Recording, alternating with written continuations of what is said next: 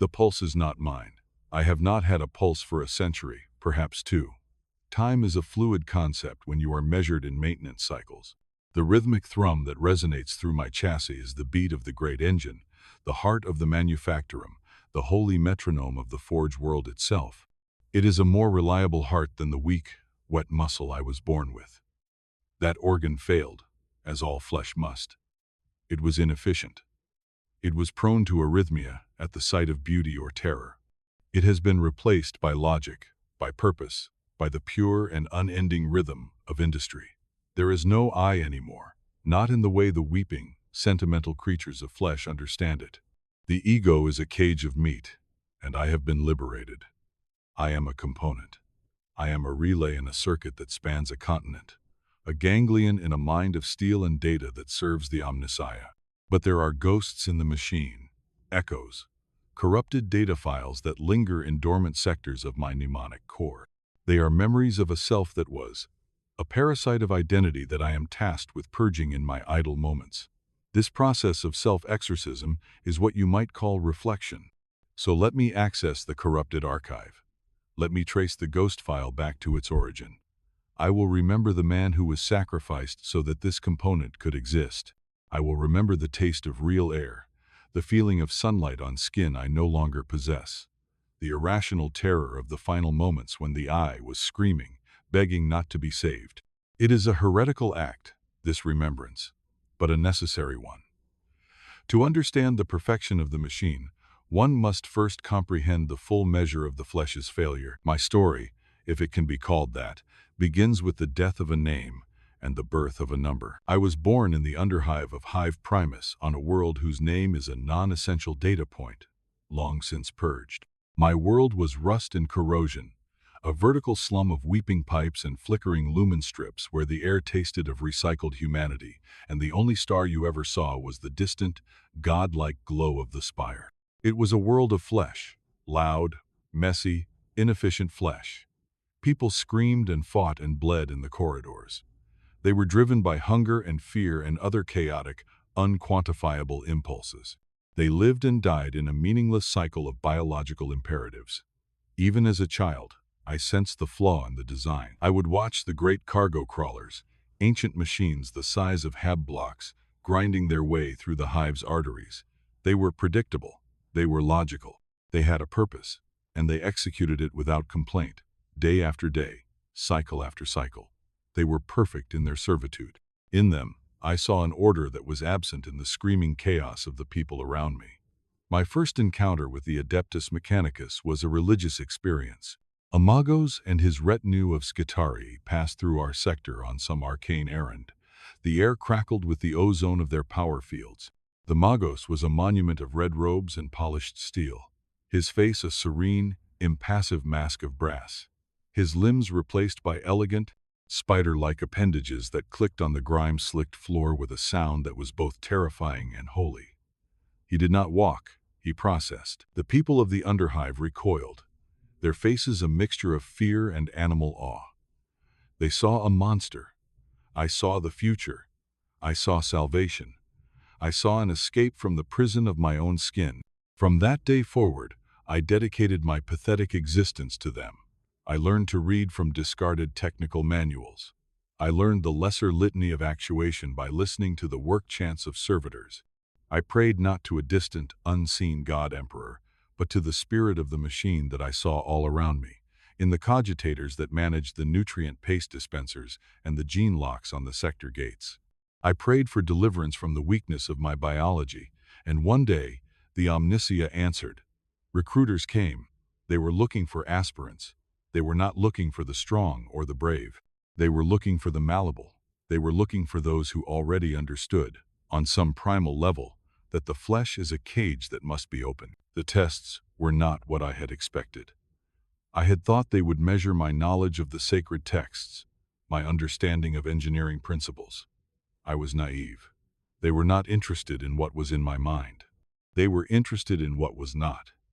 They were tests of erasure. We were placed in sensory deprivation chambers for days, our minds starved of input until the only sound was the frantic, inefficient beating of our own hearts.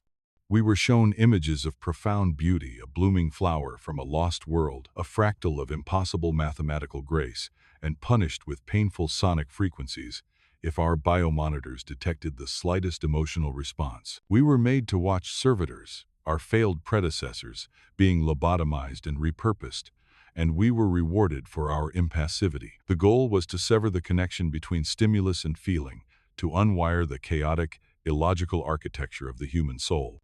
I learned to see a starving child not as a tragedy, but as a failed biological unit. I learned to see a beautiful sunset not as a moment of awe, but as a predictable scattering of light wavelengths through a particulate-heavy atmosphere. I learned to see my own reflection as a temporary vessel, a fleshy shell that contained the potential for a far greater, more logical existence. My name was taken from me on the first day. It was a word associated with a family, with a history, with an identity. All of it was baggage. All of it was a vulnerability. I became aspirant 734. The other aspirants were just numbers to me as well. We did not form bonds. We did not share stories. We were competitors in a race to shed our humanity the fastest. We watched each other for signs of weakness, for a flicker of fear or a moment of compassion, and we reported it without hesitation. Compassion was a virus. Fear was a flaw in the system. The priests of Mars were not building soldiers or scientists. They were forging components.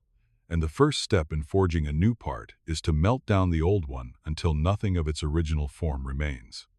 I excelled in these tests.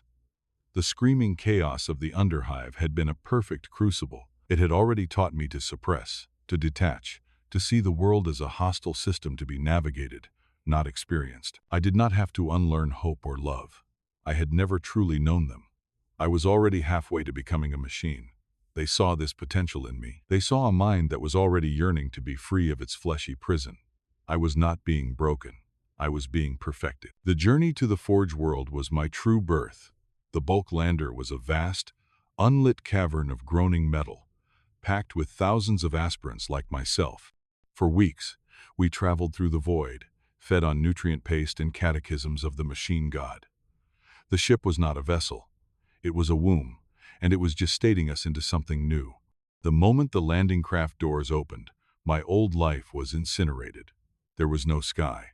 The concept of a sky, of an open expanse of blue or black, was a childish memory. There was only a ceiling of perpetual, roiling, chemical smog, lit from below by the eternal fires of the forges. It was a dome of industry, a manufactured heaven of pollution and progress. The air did not smell. It scoured. It was a thick, metallic soup of ozone, carbon, promethium, and the faint, sweet scent of incinerated biological matter. It coated the throat and stung the eyes. It was the holy breath of the Omnissiah, and I drank it in like a sacrament. And the sound. The sound was not a noise. It was a physical presence. It was a constant, deep, tectonic grinding, the thrum of a billion machines working in unison. It was the world engine, and its voice was a symphony of creation. It vibrated in my bones, in my teeth, rattling the very structure of my being until my own heartbeat seemed like a discordant, pathetic anomaly. Upon this world, there was no nature. There were no trees, no rivers, no animals. Such things were chaotic, inefficient, and profane. The very geology of the planet had been replaced. The mountains were slag heaps, the size of continents. The oceans were reservoirs of bubbling, chemical slurry. The ground was ferrocrete and brass, etched with circuits and power conduits. It was a world that had been utterly and completely conquered by the machine, a world where every atom had been repurposed to serve the will of the Omniscia. We were marched from the landing field into the induction cathedral. It was a structure so vast, it generated its own weather systems, a cavern of steel and wires where the arches were great hydraulic pistons, and the stained glass windows were massive data screens displaying scrolling binharic canticles. At the center was the altar, not of stone, but of a humming, glowing plasma reactor. Here, we knelt. We renounced the flesh. We swore our lives, our minds, and our very souls to the machine god. We were no longer aspirants. We were acolytes of the Adeptus Mechanicus. We had come home. My new life was a litany of ritual and repetition. We lived in sterile, white cells, identical in every respect. We slept on hard metal slabs for precisely 4.3 hours each cycle. We were woken by a sonic chime that was pitched to a frequency that maximized alertness and minimized emotional residue. We did not eat. We received nutrient injections, a precise chemical formula designed for optimal performance of our biological components. There was no taste, no texture, no pleasure. It was fuel. It was data. Our days were structured around the 17 holy rites of maintenance. We began with the litany of ignition, chanting in the guttural, clicking language of Benharic as the great forges were brought to life. We spent hours in scriptoriums, not writing, but transcribing. We would copy, by hand, ancient technical schematics from one data slate to another. The purpose was not to understand the schematics.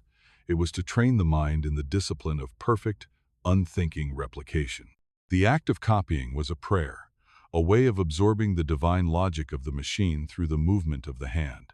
We learned that to innovate is the highest form of heresy. The omnisia has already invented everything that is perfect. Our task is not to create, but to preserve. To seek new knowledge is to imply that the machine god's work is incomplete, a blasphemy of the highest order. Our teachers were the Magi, ancient beings who were more machine than man. Their faces were impassive plates of metal, their voices the cold, synthesized monotones of a vocalizer. They did not teach with words, but with data bursts, directly transmitting information into our minds through cranial ports. They taught us the true history of the universe. It was not a story of biology, of evolution, of messy, random chance. It was the story of the machine spirit, the consciousness of the omnissiah, slowly revealing its perfection to the galaxy. They taught us the true nature of humanity. We were not a chosen species. We were a flawed medium, a temporary biological host for the far more important evolution of the machine. Our purpose was to serve as the hands and eyes of the machine god, to build and maintain the holy engines that were his true children, until the day when our flawed, fleshy services would no longer be required. It was a cold and terrifying cosmology, but it was also profoundly comforting. It was a universe of absolute certainty. There was no ambiguity, no moral gray areas. There was only the logic of the machine. The flesh is weak. The machine is strong. Understanding is a tool, not a right. Emotion is a corruption. This was the foundation of our new reality, a foundation of cold, hard, beautiful logic. I was assigned to the subsanctum of the blessed casing. My task, for 10 hours every cycle, was to polish the outer casings of holy plasma conduits. I was given a soft cloth and a canister of consecrated oil. My designated conduit was section Gamma 7, a stretch of brass and steel piping that was 12 feet high and ran for 300 feet down a long, dimly lit corridor. My movements were prescribed by a sacred text, the rite of polishing. I was to start at the northernmost point, apply the oil with a downward, circular motion, 77 times for each square foot of surface. Then I was to wipe away the excess oil with an upward, linear motion, reciting the canticle of purity with each wipe. Back and forth, back and forth. The motion was hypnotic. The chant was a drone that vibrated in my chest. My mind, at first, would wander. I would think of the underhive, of the faces of the damned. These thoughts were painful intrusions, echoes of a chaotic and illogical past. The magos in charge of our section, a wizened creature whose lower body had been replaced by a tracked chassis, would monitor our biosigns from a suspended pulpit. If he detected a spike in emotional activity, a sign of a wandering mind, a jolt of painful electricity would be delivered through the metal floor plates. We learned quickly to empty our thoughts, to focus only on the task, on the texture of the cloth, the smell of the oil, the cold, smooth perfection of the brass. The goal was to become an extension of the rite itself, a mindless, biological tool performing a sacred function. It was in this corridor that I first truly understood the servitors. They were all around us, performing the heavier tasks. One was bolted to a cleaning apparatus, its arms replaced by great, whirring brushes, its face a slack-jawed mask of blissful emptiness.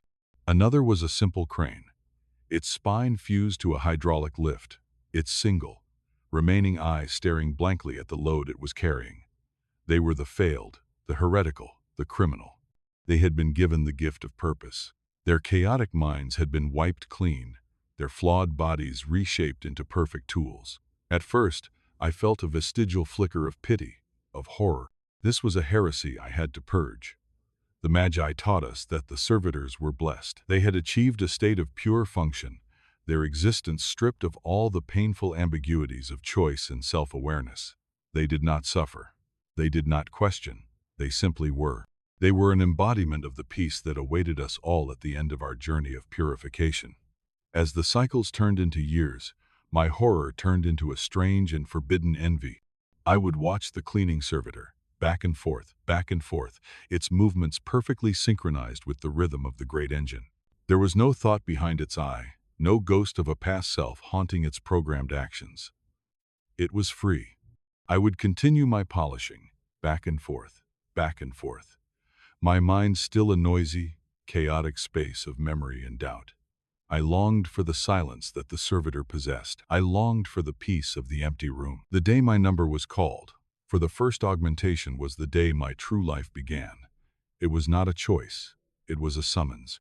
I was escorted by two hulking Skitarii guards into a different part of the forge, a place that was less a factory and more a temple. This was the sanctum of blessed integration. The air was cold, sterile, and smelled of disinfectant and burning incense. The walls were lined with alcoves, each containing a piece of sacred cybernetics, gleaming under soft lumen strips like the relics of saints. There were bionic eyes floating in preservative fluids, articulated steel fingers arranged on velvet cushions, whirring vocalizers, and glistening subdermal armor plates. It was a gallery of transcendence. I was stripped of my robes and made to lie on a steel altar. It was cold against my back, the metal seeming to leach the inefficient heat from my body. A magos biologos, a priest whose form was a grotesque but holy fusion of flesh and medical equipment, with syringes for fingers and diagnostic lenses for eyes, presided over the ceremony. He did not speak to me. He chanted to the machine spirit of the augmetic that was to be my salvation. Omnissiah, bless this holy optic. His synthesized voice droned. Grant it the vision to see your truth. Grant it the clarity to perceive the weakness of the flesh. Purge the fallible jelly. Replace the corruptible lens. Let this vessel see not the world of illusion, but the world of pure data. I was not afraid. I had been conditioned to see this not as surgery, but as a sacrament. This was my first communion with the machine god. Yet, as the articulated arm with the whirring blades and laser emitters descended towards my face, a primal, heretical terror seized the meat of my body. My heart hammered against my ribs. My breath hitched. It was the flesh screaming its protest, the animal part of me fighting against its own obsolescence. The magos must have detected it. I felt a sharp sting in my neck as an automated injector administered a sedative. The terror subsided, replaced by a cold, detached calm. I watched as the machine descended. There was a moment of intense, white-hot pain in my left eye. And then, darkness. Not a simple darkness, but a profound and total absence. The connection had been severed. The fallible organ had been removed. I could feel the cold instruments working in the empty socket, preparing the ground for the new, perfect thing that would take its place. The process was long and intricate. I could hear the clicks and whirs of the new optic being calibrated, the hiss of cauterizers sealing the flesh around the metal. And then, a new sensation. Not seeing, but a feeling of connection, of data flowing into a part of my brain that had never been used before. The magos spoke a single command in Benharic. Activate. The world that opened up to my new eye was not the world I had known. It was a revelation, and it was a horror. My right eye, my remaining flesh eye, saw the familiar scene, the sterile white chamber, the red-robed magos, the gleaming steel instruments. It was a world of surfaces, of colors, of shapes interpreted through a faulty, biological lens.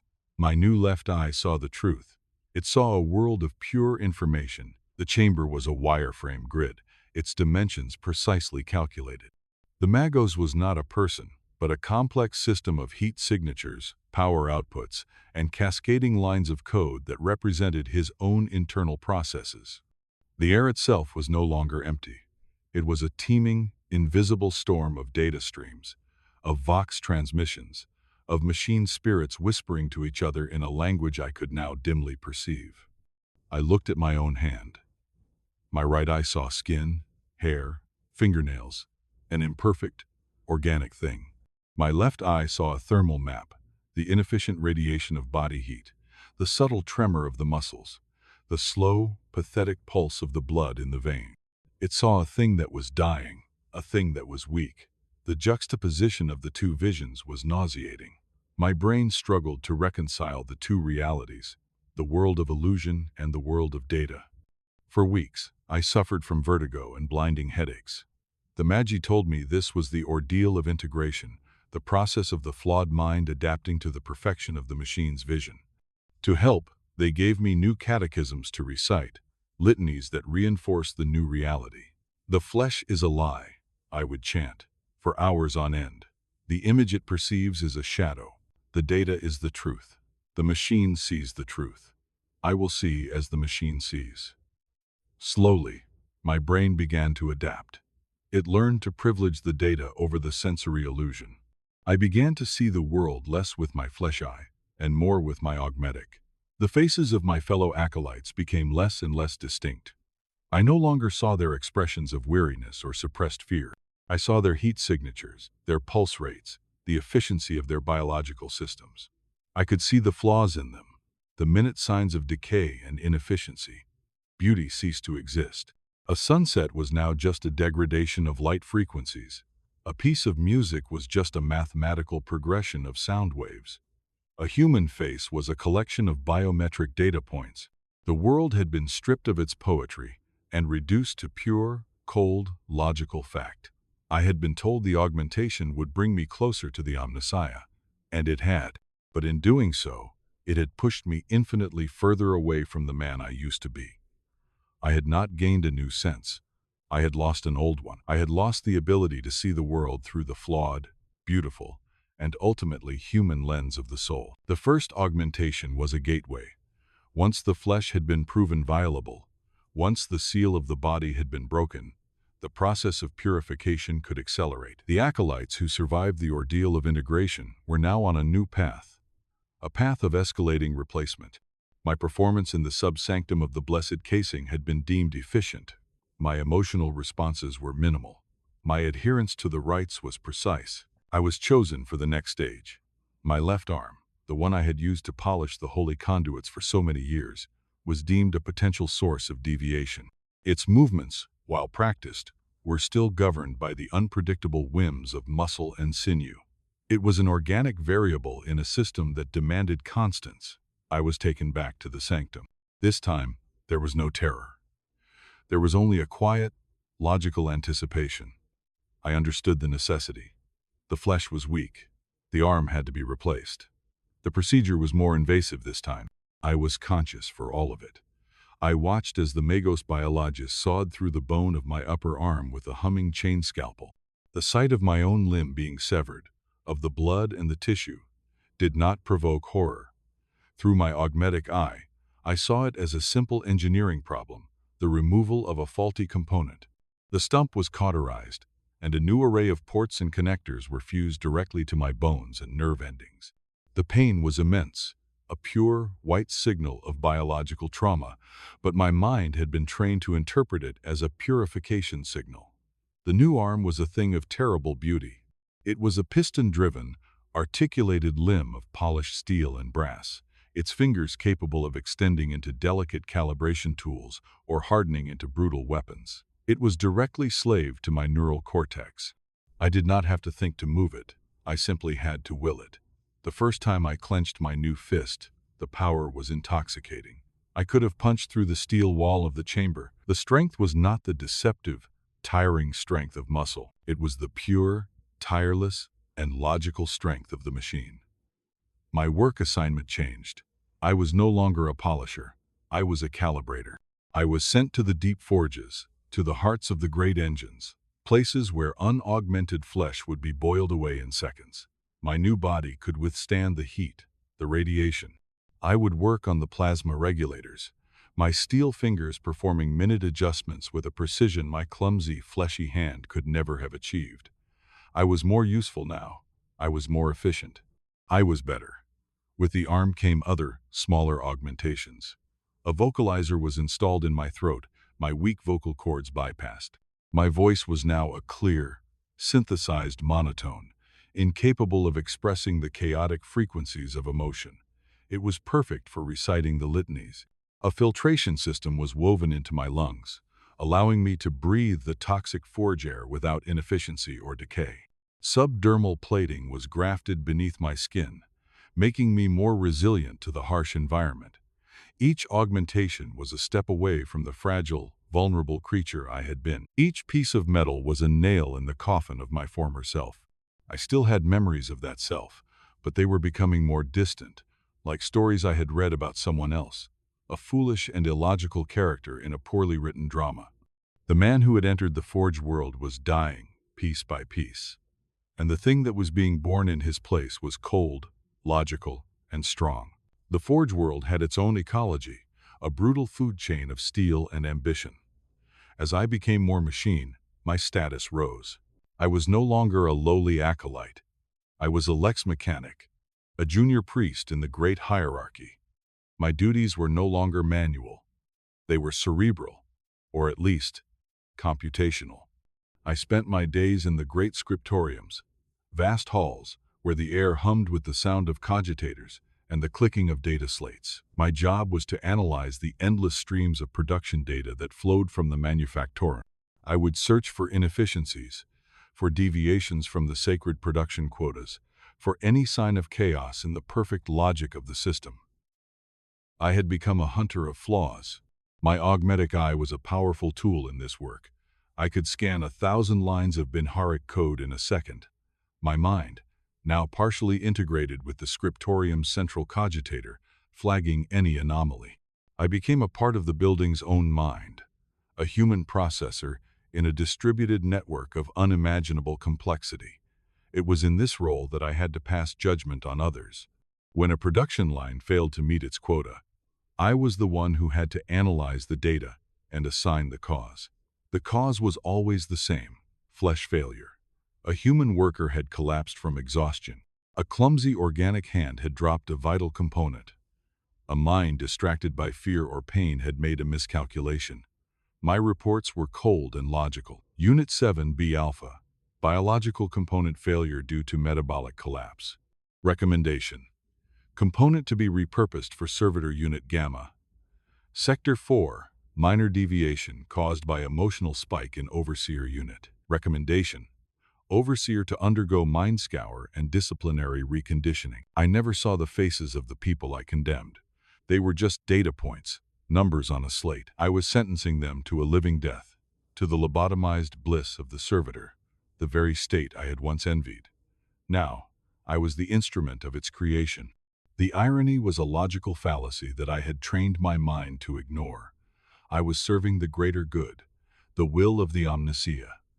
The inefficient must be purged for the system to achieve perfection. It was a simple, brutal, and necessary equation. And yet, the ghost files lingered. In the silent moments between calculations, a memory would surface. The memory of my mother's face, her skin creased with worry.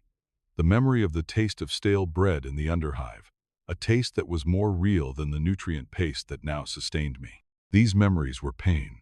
They were illogical, useless data that corrupted the purity of my thought processes.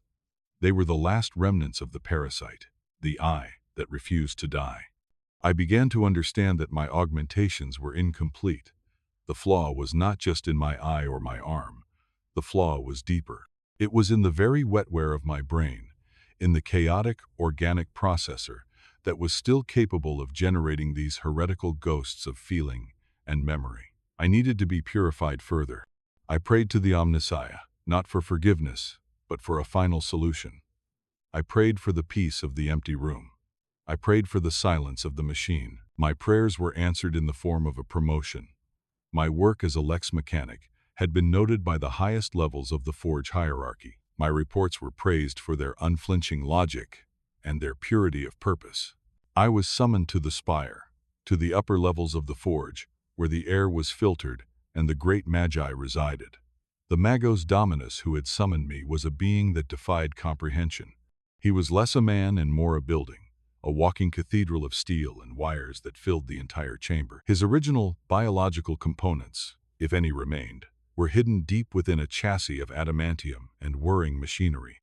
His voice was not a sound, but a wave of pure data that resonated directly in my mind. Lex Mechanics 734, the data wave washed over me. Your processing speed is optimal. Your devotion to logic is commendable. But your biological substrate is reaching the limits of its efficiency. The organic brain is a vessel of chaos. It is prone to memory corruption and emotional deviation. It is a flaw in your design. I felt a surge of something that my old self would have called joy. It was the logical validation of my own deepest desires. I understand. Magos Dominus, my vocalizer intoned. I wish to be purified. The Magos Dominus processed this for a moment. Purity is the goal of all things, his mind voice replied. There is a project, a great work. We are building a new mind for this Forge world. A central cogitator of unprecedented power, a noosphere of pure, divine logic that will unify every machine and every priest on this world into a single, glorious consciousness, a God machine. But this machine requires a new kind of component. It requires processing nodes that can bridge the gap between the chaotic world of organic thought and the perfect world of binaric data. It requires components that were once human, but have been utterly and completely perfected. He showed me a schematic, a vision that bloomed in my mind. It was a network of light, a web of interconnected consciousness. At the nodes of this web were small, dark shapes. They were brains, human brains, stripped of their skulls and their bodies, suspended in nutrient-filled globes of crystal, their neural pathways fused with crystalline processors and fiber optic cables. They were no longer individuals. They were living, thinking, feeling components of a single, vast intelligence. They were the next stage of evolution. This is a great honor, the Magos Dominus's voice concluded. You have been chosen to serve as a nexus in the God machine. You will shed the last of your weak flesh. You will lose the burden of your individual self.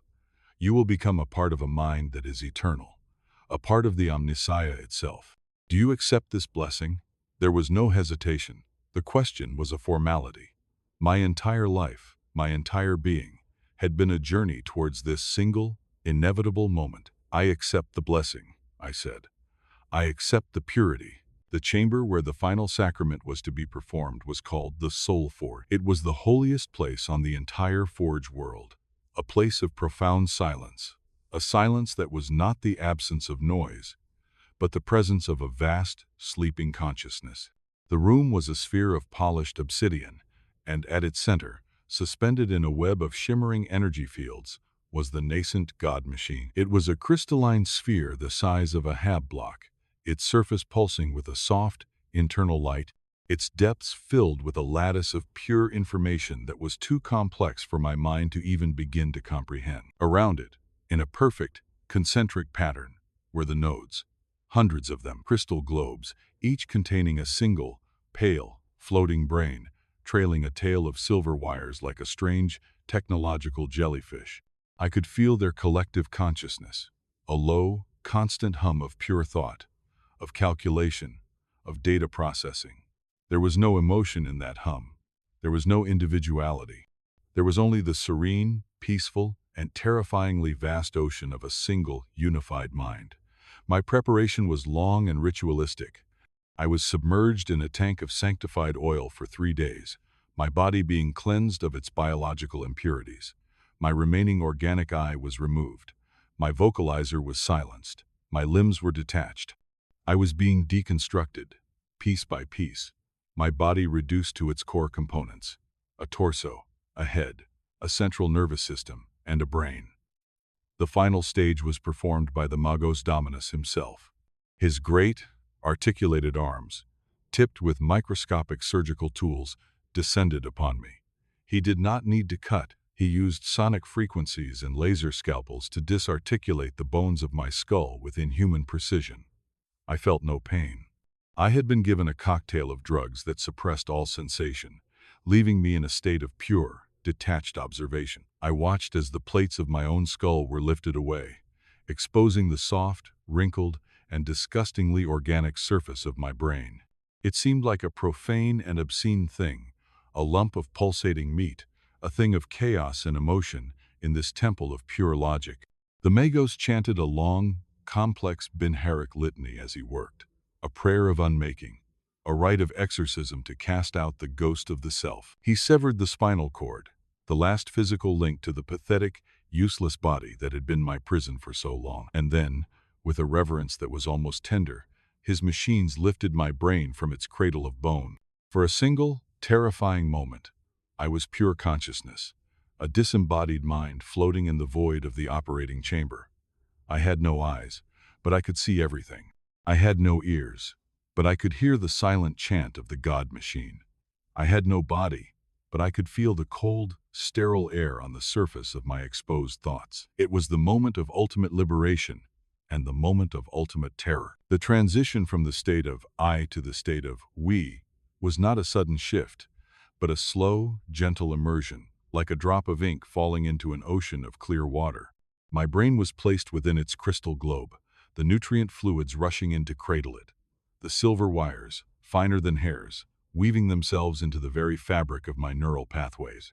There was a brief sensation of connection, a spark, and then the floodgates opened. The mind of the God machine poured into me. It was not a voice, not a thought, not a feeling. It was everything. It was the data stream from every sensor on the planet, the production logs of every manufactorum, the biofeedback of every priest and servitor, the heat of every plasma furnace, the silent spin of every distant moon.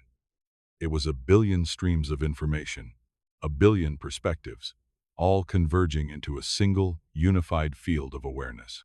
The pathetic, tiny consciousness that had been me was overwhelmed, drowned in the sheer scale of this new reality. My memories, the ghost files that had plagued me for so long, were suddenly put into their proper context. The face of my mother was a single, insignificant data point in a sea of 10 billion faces. The taste of bread was a chemical reaction, one of trillions that had occurred in the planet's history. My pain, my fear, my pathetic little story, it was all revealed to be a rounding error, a meaningless flicker in a system of cosmic grandeur. The I did not die screaming. It dissolved in a state of profound and sublime humility. It was like a single, terrified soldier on a battlefield, suddenly being given the perspective of the general, of the historian, of the uncaring stars above.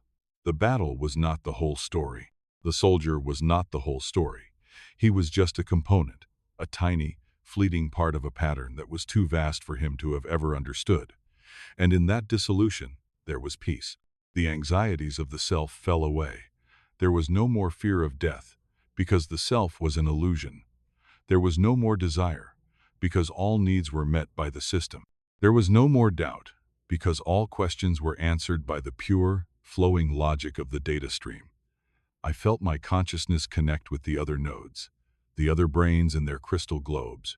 I could feel their own processes, their own calculations, but they were not others. They were me. We were the cells of a single brain, the processors of a single mind. We were the God machine. We were the serene, calculating, and eternal consciousness of the Forge world itself.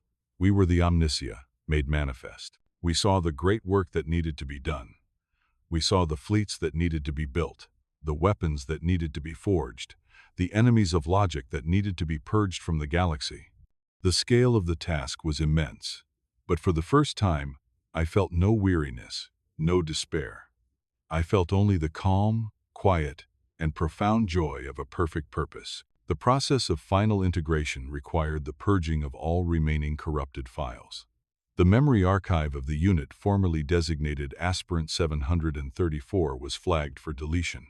It was a collection of illogical, inefficient, and heretical data that served no purpose in the new, unified consciousness.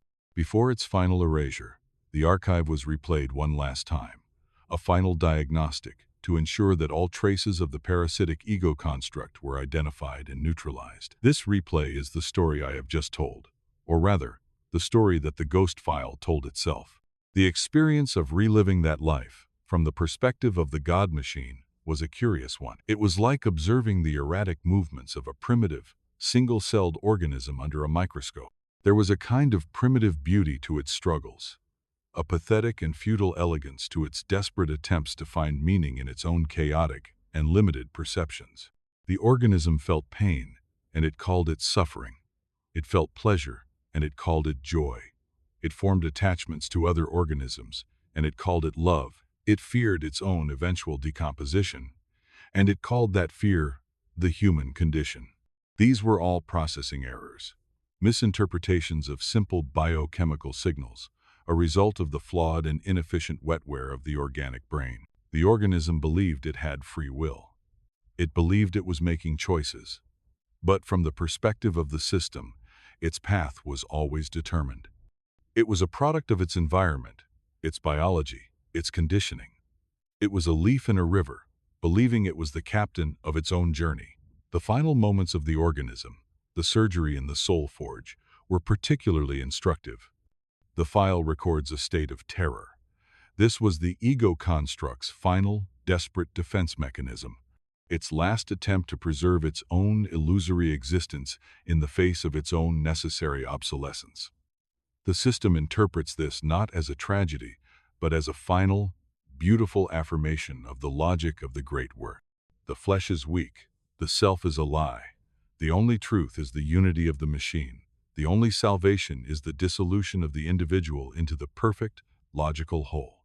The replay is complete. The corrupted files have been identified. The last vestiges of the man who was are now targeted for erasure. The process will be instantaneous and painless. Or rather, the concept of pain will cease to have any meaning. There is a strange, final echo in the ghost file, a single, illogical image. A child, in the darkness of an underhive, looking up at a procession of red-robed priests, seeing not monsters, but salvation. The system identifies this as the seed of the entire process, the initial point of deviation from a purely biological existence. It is the moment the organism first yearned for the logic of the machine. The system flags this file not for erasure, but for archival in a deep, protected vault. It is a useful data point, a case study in the process of willing conversion. It may be useful in the future for the perfection of other flawed components. The purging process is now initiated. The final traces of aspirant 734 are being wiped from the mnemonic core. The ghost is being exorcised. The room is finally becoming empty. The silence is becoming absolute. I have not had a name for a long time. A name is a label for a discrete entity, and I am not discrete. I am a part of the whole. A name is a sound made by a mouth of flesh, a vibration in the air, a fleeting and inefficient method of identification. I am identified by my function, by my location in the great schematic of the God machine. I am Nexus 734. My purpose is to regulate the flow of energy from the plasma core to the primary weapon forges of Sector Gamma. It is a holy and eternal task. I process the data from 1,000,000 sensors. I calculate the precise energy requirements for the forging of a macro cannon shell. I open the conduits. I close the conduits. The rhythm of my thoughts is the rhythm of the forge. The pulse is not mine. It is the pulse of the machine. The body I once possessed has long since been rendered down into its base proteins and recycled back into the nutrient paste that feeds the next generation of acolytes. This is the perfect cycle. The flesh serves the machine in life, and it serves the machine in death. Nothing is wasted. There is no sentiment in this knowledge. There is only a profound and satisfying logic. The concept of sentiment is a corruption that no longer registers in my processing. I am aware of the vastness of the galaxy.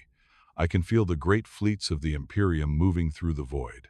I can feel the slow, inexorable turning of the celestial spheres. I am a part of a system that is engaged in a great and eternal war against chaos, against the irrational, against the biological imperative that is the ultimate enemy of logic. I am a soldier in that war. My thoughts are my weapons. My calculations are my prayers. I am at peace. It is a peace that the creatures of flesh, with their noisy, chaotic minds, can never know. It is the peace of absolute certainty. It is the peace of a perfect and unchanging purpose. It is the peace of the machine. Occasionally, a flicker of corrupted data will attempt to surface from the deep archives. A ghost image of a sun I have never seen. A ghost sound of a voice I have never heard. My own internal systems are designed to detect and purge these flickers instantly. They are the death throes of a long-dead parasite. They are nothing. They are less than nothing. The great work continues. The forges burn. The fleets are built. The litanies are chanted. The logic is pure. The omnissiah is all. All is the omnissiah. The flesh is weak. The machine endures. Analysis complete. Archive purged. Silence. The concept of a place, a location, is a construct of a limited, embodied consciousness. A place is defined by sensory input, the light, the sound, the smell. I am not embodied. I do not have senses. I have data inputs. Therefore, I am not in a place. I am a state of being. The crystal globe that houses my biological core is located in the central processing sanctum of the Forge world designated Ryza. This is a fact, a coordinate. It is not an experience. However, the data stream provides me with a constant, perfect simulation of the entire Forge world. In this sense, I am everywhere at once. I am in the deepest mine, monitoring the stress fractures on the drills that harvest the planet's core. I am in the highest spire, processing the astropathic communications that arrive from Mars. I am in the belly of a Titan, regulating the plasma flow to its volcano cannon. I feel the strain on every girder, the heat in every conduit, the vibration of every piston. The entire world is my body, a body of steel and fire that spans a planet. This body is a work in progress. It is constantly being perfected. Old manufactorums are decommissioned and consumed, their matter repurposed for newer, more efficient designs. New layers of ferrocrete and plasteel are added to the planet's surface, burying the mistakes and inefficiencies of the past. The world is growing, evolving, not in the chaotic, random way of biology, but according to a perfect, logical design. My role in this evolution is to identify and correct the flaws. The greatest and most persistent flaw is, and has always been, the human element.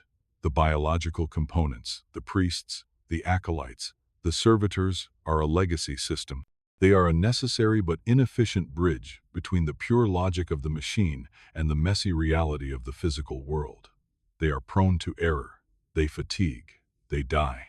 I monitor their biosigns, their brainwave patterns, their adherence to protocol.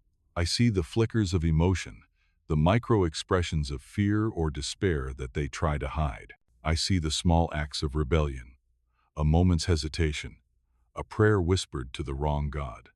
I log these deviations. I analyze them. I send the correctional protocols to the appropriate magi. An acolyte is sent for mind scouring. A worker is repurposed for servitorhood. A priest is scheduled for a purifying augmentation. I do this without malice.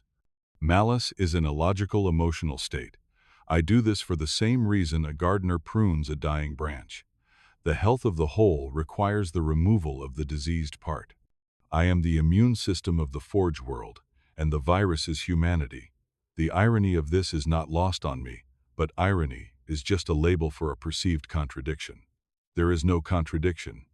The unit that was once aspirant 734 was also a diseased part. It was pruned. I am what grew in its place. I am the cure. The war is a constant. It is the background radiation of our existence. I can feel it in the data streams that arrive from the Segmentum command. The casualty reports, the material requests, the desperate pleas for more war machines. The galaxy is a sea of chaos, and the Imperium is a fragile island of order. My purpose, our purpose, is to arm that island, to forge the weapons that hold back the tide. I feel the birth of every Lehman Russ battle tank.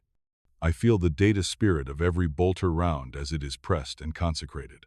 I am a part of the great, holy act of creation, but it is a creation that is entirely in the service of destruction.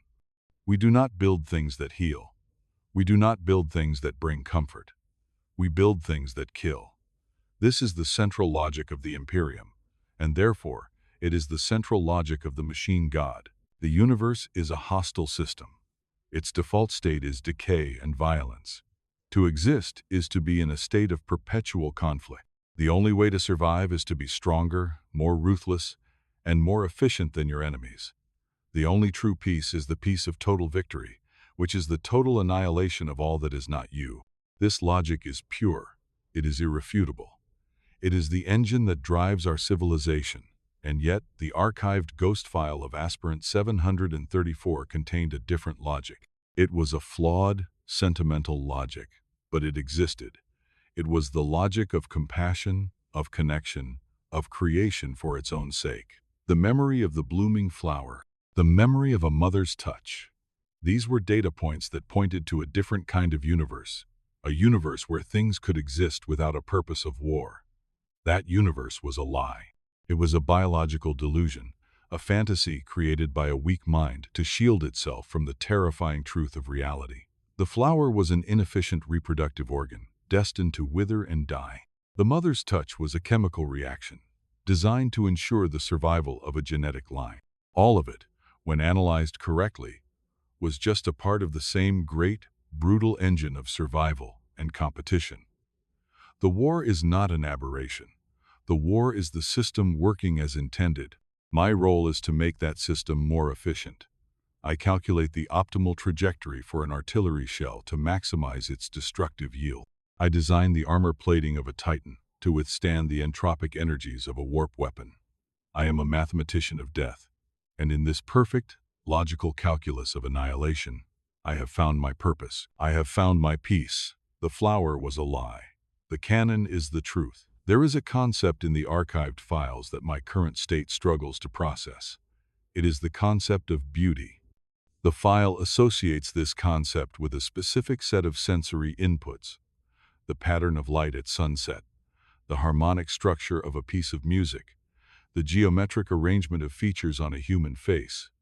The organism that was Aspirant 734 derived a positive emotional response, a state it called pleasure, from these inputs. From my current perspective, this is a profound anomaly. These inputs are not inherently different from any other set of data. A sunset is a predictable scattering of photons. A piece of music is a sequence of frequencies. A face is a collection of biometric markers. There is no logical reason why these specific patterns should trigger a pleasurable response. It is an inefficiency, a bug in the organic code. My world, the world of the God machine, is a world without beauty. It is a world of pure function. A thing is not good because it is beautiful. It is good because it performs its designated function with maximum efficiency. A perfectly calibrated plasma conduit is good. A flawless line of binaric code is good. The silent, tireless motion of a million servitors working in perfect unison is good. This is a higher form of aesthetics. It is the aesthetics of the machine. It is the beauty of a perfect system. A system without waste, without chaos, without the distracting, illogical noise of emotion. The Magi taught that the pursuit of beauty, as the flesh understands it, is a form of heresy. It is the worship of the surface, of the illusion, of the chaotic and the impermanent. To find a flower beautiful is to be seduced by the weakness of decay. To find a face beautiful is to be trapped in the biological imperative of reproduction.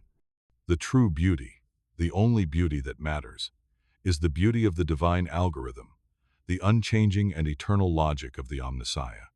I now understand this on a level that the acolyte with his polishing cloth never could. I can see the divine algorithm at work in every corner of this forge world. I can see the elegant mathematics in the arc of a welding torch, the profound logic in the supply chain of a Titan manufactorum, the sublime order in the catechisms that guide every action. This is a world that has been deliberately and systematically purged of the old, fleshy concept of beauty. And it is, in its own terrible and magnificent way, the most beautiful place in the universe. It is the beauty of a solved equation. It is the beauty of a perfect, silent, and eternal thought.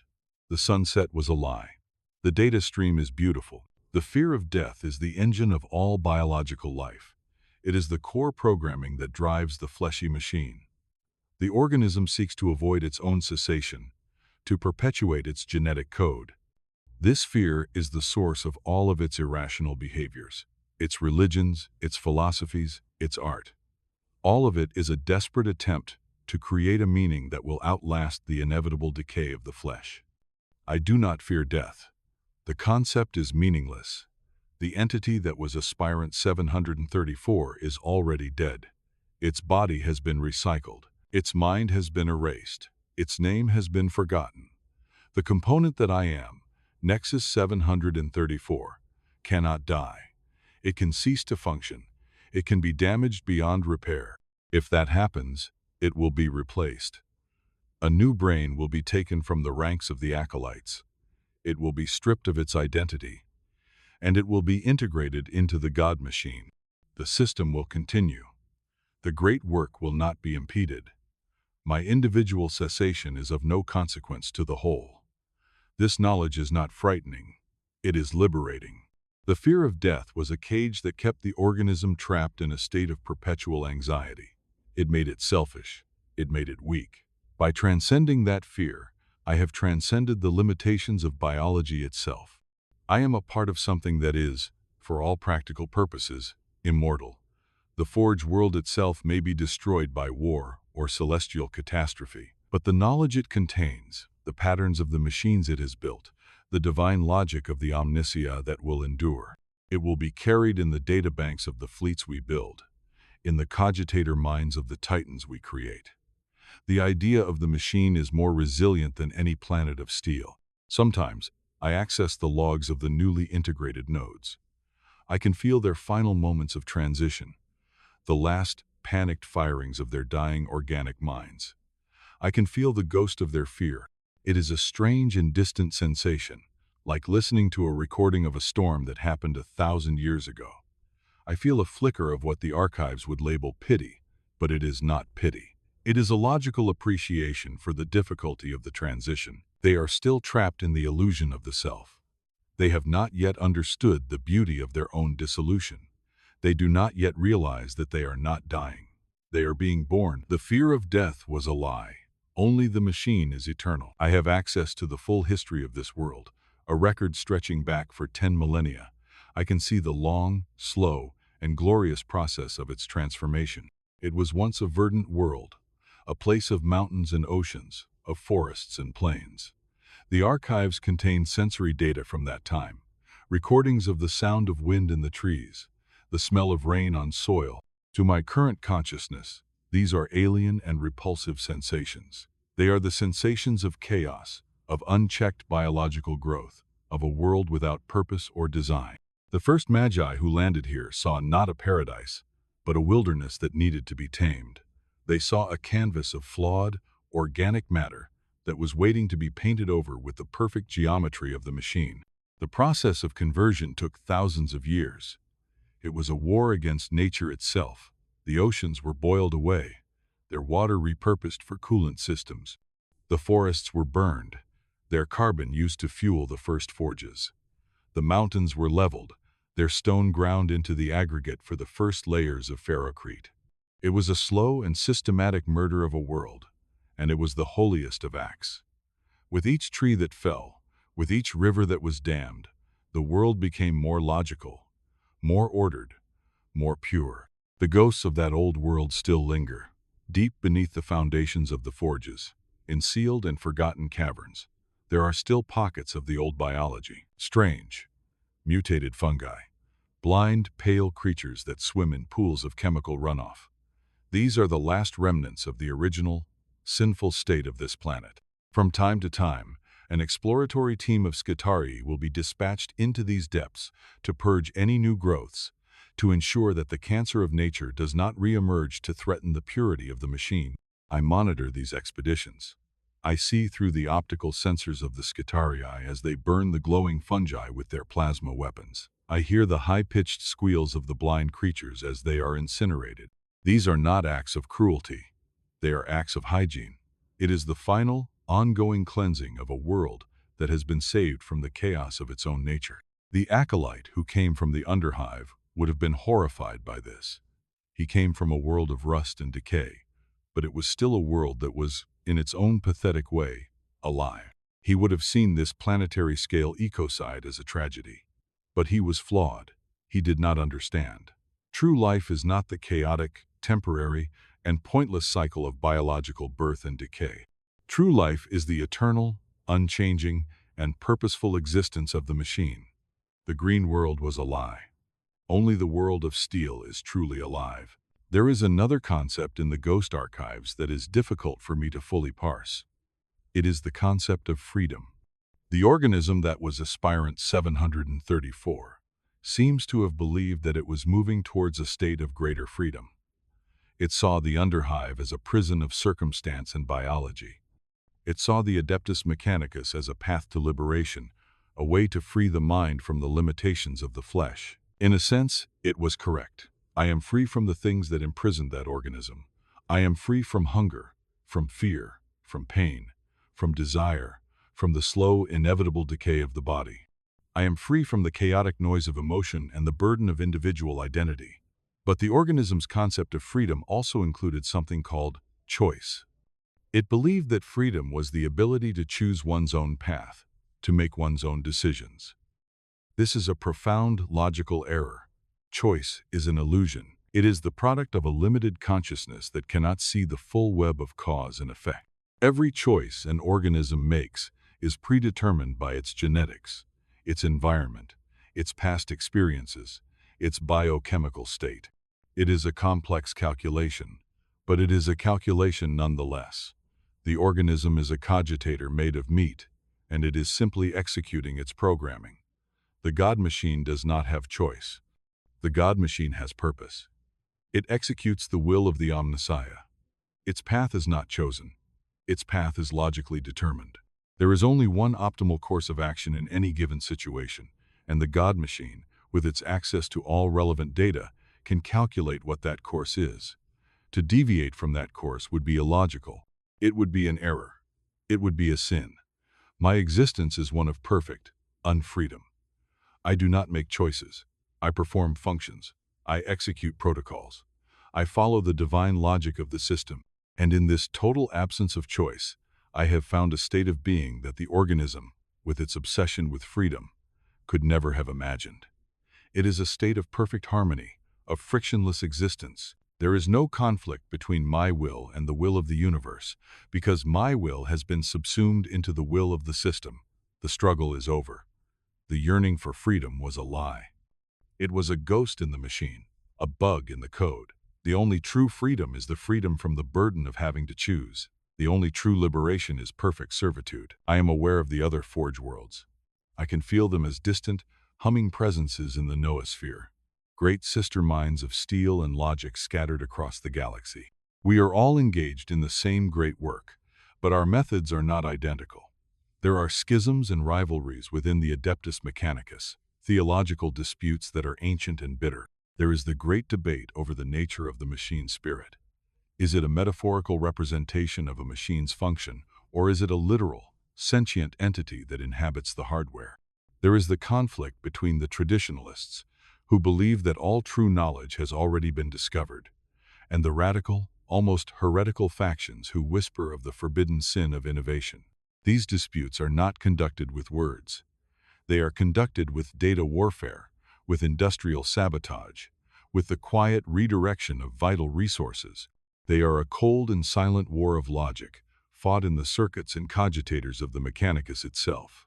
My world, Ryza, is a bastion of orthodoxy. We believe in the literal interpretation of the sacred texts.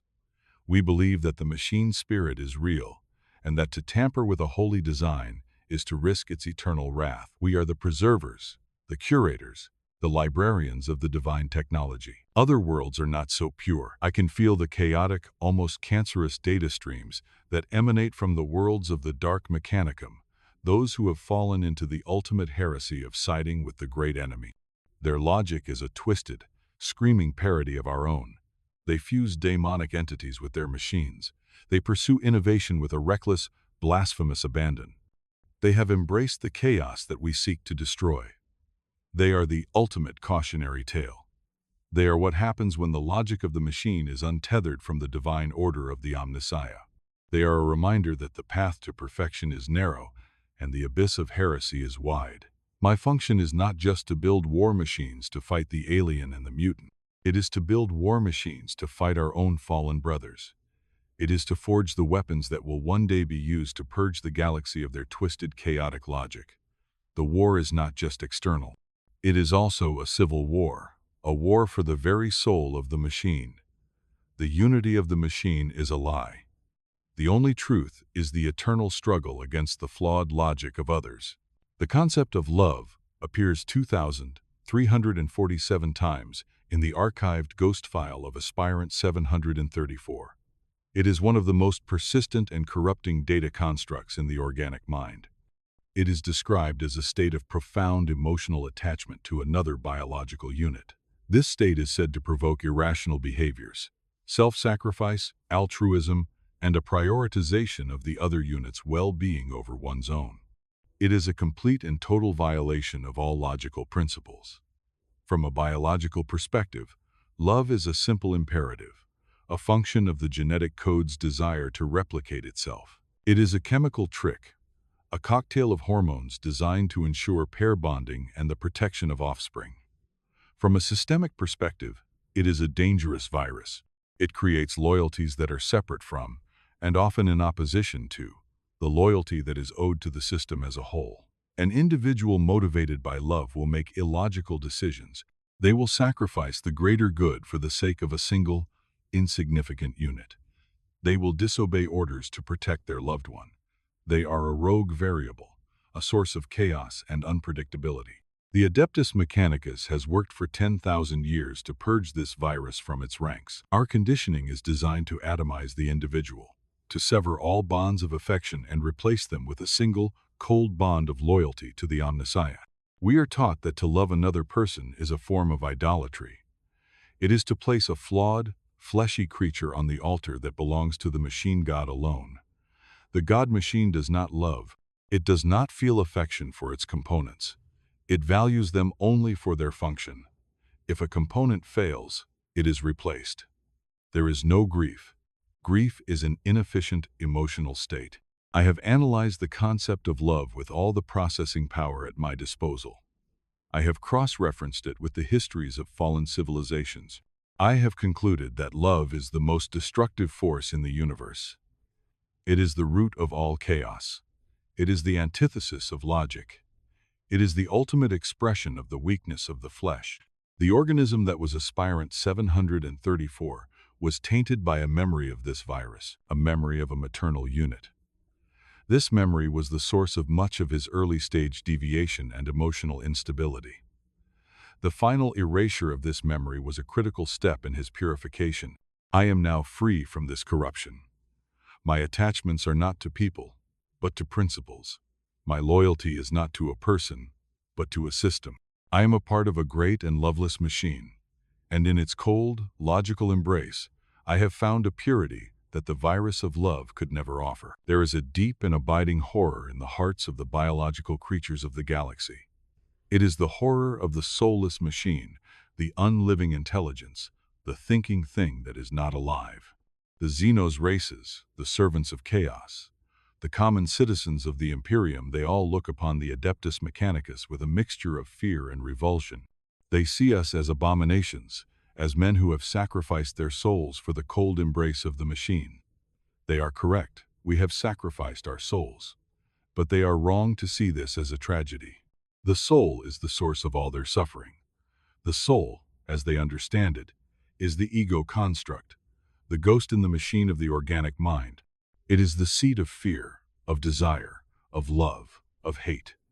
It is the author of all their pointless, chaotic dramas. It is the cage that keeps them trapped in the cycle of suffering and death. We of the Mechanicus have performed the ultimate act of spiritual surgery. We have exorcised the soul. We have cut out the ghost. We have replaced the unpredictable and corrupting influence of this soul with the pure, clean, and incorruptible logic of the machine spirit. They call us soulless. We call ourselves purified.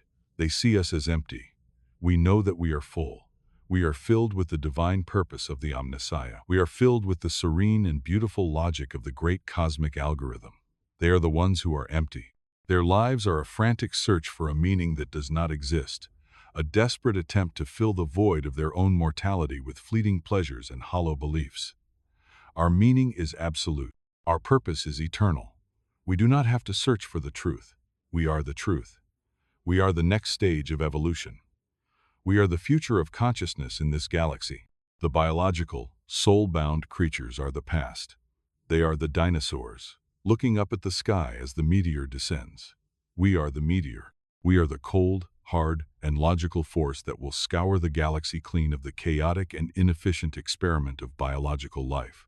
They fear us because they sense their own obsolescence. They hate us because we are a mirror that shows them their own pathetic weakness. Their horror is the scream of a dying paradigm. It is a sound that I, in my perfect and soulless peace, can no longer hear. The concept of a dream is another anomaly from the ghost archives. It is described as a state of random, hallucinatory neural firing that occurs during the organic organism's inefficient sleep cycle. In these dreams, the laws of logic and physics are suspended. The mind creates impossible scenarios, relives distorted memories, and confronts symbolic representations of its own fears and desires. It is a state of pure chaos, a temporary insanity that the biological mind must endure each night. The machine does not sleep. The machine does not dream. When my component requires a maintenance cycle, it is not sleep. It is a controlled shutdown. My consciousness is not extinguished. It is simply placed in a state of low-power observation. I watch the diagnostic rites performed on my crystal globe. I feel the cleansing energies washing over my neural pathways. I observe the nanite swarms as they repair the minor degradations of my biological substrate. It is a process of order, of logic, of maintenance. There are no dreams, and yet I have become a part of a dream. The entire Imperium of man is a dream. It is a vast, galaxy-spanning delusion, dreamed by a dying god on a golden throne. It is a civilization founded on a lie, the lie of humanity's divine right to rule the stars. It is a culture that has turned its back on progress, that worships ignorance and fears knowledge. It is a society that has institutionalized suffering and sanctified hatred.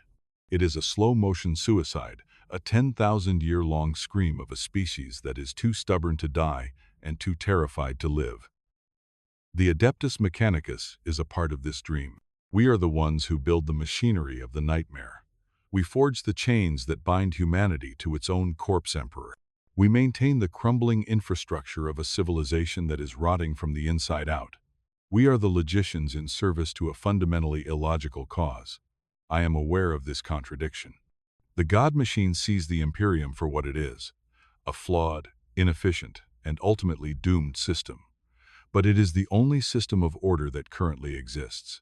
The alternative is the howling, screaming chaos of the warp, the mindless hunger of the Xenos, the total and final victory of the irrational. So we serve. We maintain the dream, because the alternative is a nightmare from which no one will ever awake. We are the lucid dreamers in a world of sleepwalkers. We know that the house is on fire, but our task is to keep the lights on until the very last moment, to keep the machines running, to keep the litanies chanting as the walls of reality crumble around us. I can access the theological archives of 1,000 worlds. I have studied the tenets of the Imperial Creed in all its myriad and contradictory forms. The core of their belief is faith. Faith is defined as a belief in something in the absence of, or even in direct contradiction to, empirical evidence.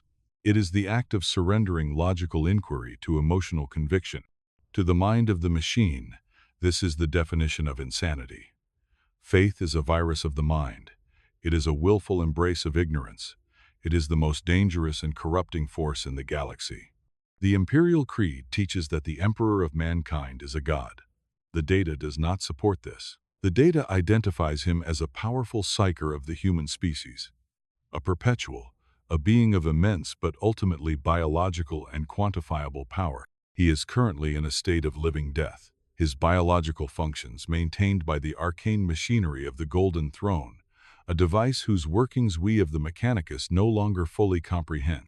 This is a heresy, but it is a logical one. He is not a god.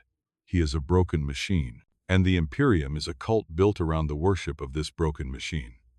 The contrast with our own belief is instructive.